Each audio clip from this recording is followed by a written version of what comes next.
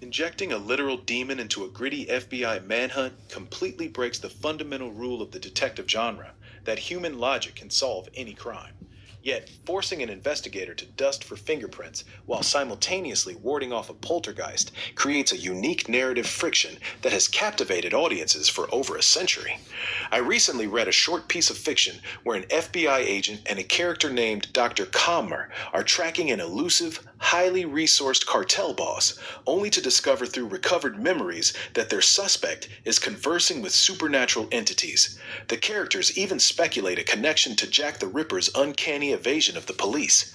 It completely shifts their investigative strategy. They move from treating the case as a standard organized crime bust to scrutinizing their own operatives for supernatural corruption. It got me thinking about this specific collision of genres. We have the rigid, bureaucratic structure of law enforcement slamming headfirst into the unexplainable and paranormal. That collision is exactly what defines the occult detective subgenre, or the supernatural crime thriller. What you were describing from that fiction snippet highlights the exact moment the paradigm shifts for the characters.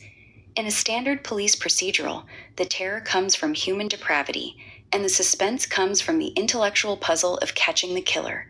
When you introduce a supernatural element, the stakes escalate exponentially. The FBI agents in that story suddenly realize that wiretaps and surveillance photos are useless if the target can vanish or manipulate reality. The genre forces characters who rely entirely on empirical evidence and federal regulations to confront a universe that actively defies the laws of physics and human psychology. Feels like a massive cheat, though. The entire promise of a mystery story, tracing back to Edgar Allan Poe, is that the reader and the detective have access to the same clues. If the answer to the locked room murder is suddenly a ghost walked through the wall, that destroys the contract with the audience. How does a writer maintain tension when the villain has limitless, magical power? That is the central tension of the genre, and the best writers solve it by applying rigid rules to the supernatural elements. If a ghost can simply do anything, the story collapses into lazy writing. But if the ghost or demon has specific limitations, maybe it can only manifest in the presence of certain materials, or it can only possess people who hold a specific secret, then the detective work returns. The investigator just has to learn a new set of scientific laws. The University of Graz published an analysis on the supernatural in detective fiction, noting that the detective in these stories has to become an epistemological superhero. They cannot just rely on standard deduction. They have to decode the hidden rules of the paranormal while still applying rigorous logic. The magic cannot be a free pass. It has to be a new type of forensic science. So the supernatural entity essentially becomes a specialized weapon that the detective has to dismantle. That makes sense, but where did this specific blend originate? Because we tend to think of the gritty procedural as a modern invention, something born out of 20th century noir and television.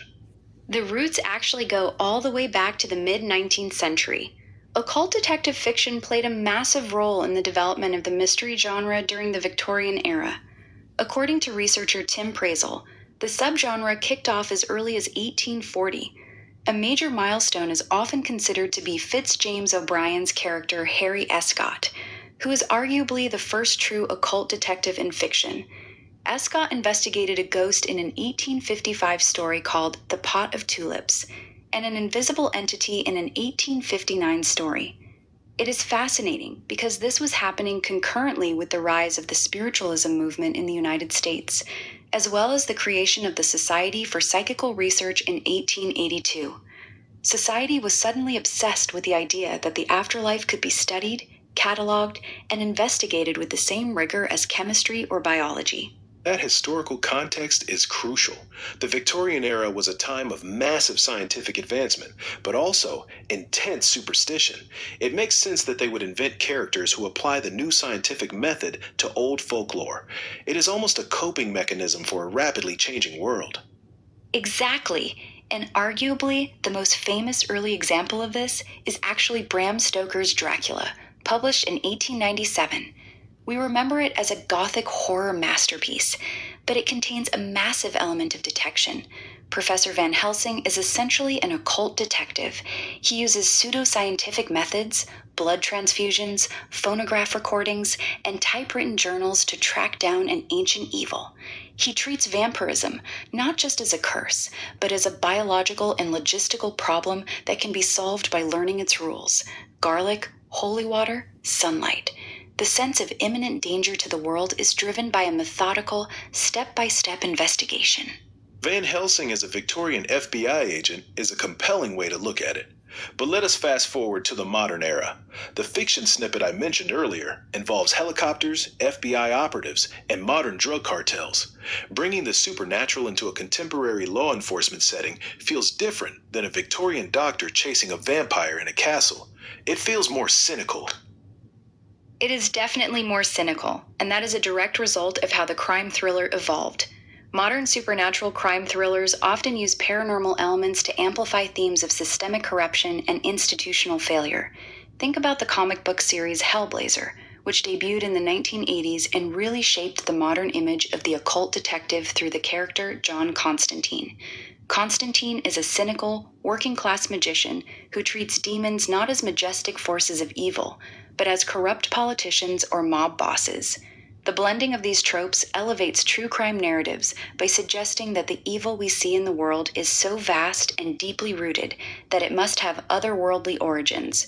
When a cartel boss is revealed to be working with supernatural forces, as in your example, it serves as a metaphor for the sheer, unassailable power of organized crime. That metaphorical weight is powerful. It allows the writer to manifest the abstract concept of evil into a tangible antagonist. If a drug lord is just a man, he can be arrested. But if he is tied to a demonic force, it explains why the violence seems endless and why the institutions designed to protect us constantly fail. It validates the despair the investigators feel. It validates it, but it also gives them a new avenue to fight back. In modern film and television, we see this hybrid genre thrive because it offers the grit of reality, combined with the thrill of the impossible. M. Night Shyamalan's 1999 film, The Sixth Sense, is a landmark in this genre. We often reduce it to its twist ending, but structurally, it is a supernatural crime thriller. Bruce Willis plays Dr. Malcolm Crowe, a child psychologist helping a boy who sees dead people. The ghosts aren't just there to provide jump scares. They are victims of crimes and tragedies who need the boy's help to solve their unfinished business. The supernatural element is the only way the crime can be uncovered. The Sixth Sense is a brilliant example because the rules of the ghosts are incredibly strict. They only see what they want to see, and they don't know they are dead. That limitation is what makes the mystery work. Another example that comes to mind is the 2015 film Solace, where Anthony Hopkins plays a psychic working with the FBI to catch a serial killer who is also psychic. It turns the procedural into a game of four-dimensional chess. But does relying on psychic powers or magic ever dilute the actual detective work? If a character can just touch an object and see the murder, the investigation is essentially over before it begins. That is the trap many writers fall into, which is why the most successful supernatural thrillers heavily handicap their protagonists. If a detective is psychic, the visions are usually fragmented, misleading, or physically taxing. In Solace, the suspense comes from the fact that the killer has the exact same abilities, neutralizing the protagonist's advantage. The tension comes from the human element, the interactions between the psychic and the skeptical FBI agents. The supernatural ability becomes just another piece of forensic data that has to be interpreted, and human interpretation is always flawed. The anti-hero in these stories might wield abilities that defy reality, but those powers do not cleanse their morality or make the job easy. Which brings us back to the dynamic in the initial scenario with Dr. Calmer and the FBI agent. The agent mentions that his men were reporting strange sightings in the debris, and they realize they need to scrutinize their operatives to ensure no one is corruptible. They recognize that fighting a supernatural threat requires an incorruptible human spirit, not just better firepower. Precisely. The introduction of the supernatural forces the characters to undergo a moral reckoning. When the antagonist is beyond human law, the protagonist must rely on absolute moral clarity. The characters realize that standard operational security is useless against a telepathic or demonic enemy. The only defense is finding operatives who cannot be tempted or compromised on a spiritual level. The genre takes recognizable noir scenarios, like a leaky FBI operation or a mole in the department, and charges them with speculative voltage. It is no longer just about who took a bribe. It is about whose soul can be bought. It fundamentally shifts the battlefield from the physical world to the psychological and spiritual realms. We have tracked this from Victorian ghost hunters using new scientific methods, all the way to modern FBI agents wrestling with demonic cartels. The blending of the crime thriller and the supernatural endures because it acknowledges that human logic has limits and that some mysteries require us to confront the irrational darkness head-on. If you found this exploration of occult detectives and paranormal procedurals thought-provoking, send this episode to a friend who loves a good mystery.